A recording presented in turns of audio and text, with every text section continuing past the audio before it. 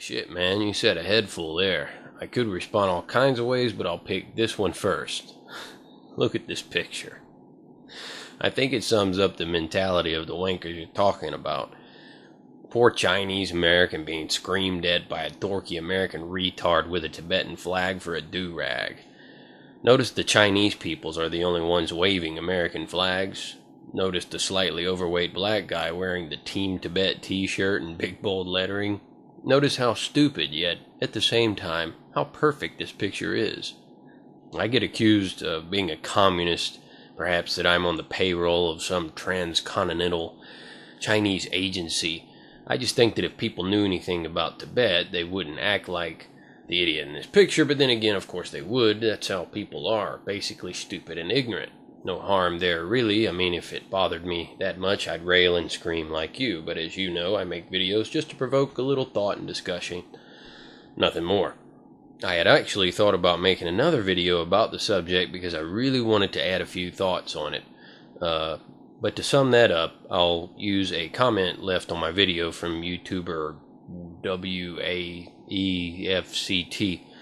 Quote, "Yes, hell yes. I mean, since when do Americans believe in consolidating political and religious power in a single leader? Additionally, that leader isn't chosen by merit. It's a lottery that aristocratic children are entered in. Be in the right place at the right time. Good luck." Unquote.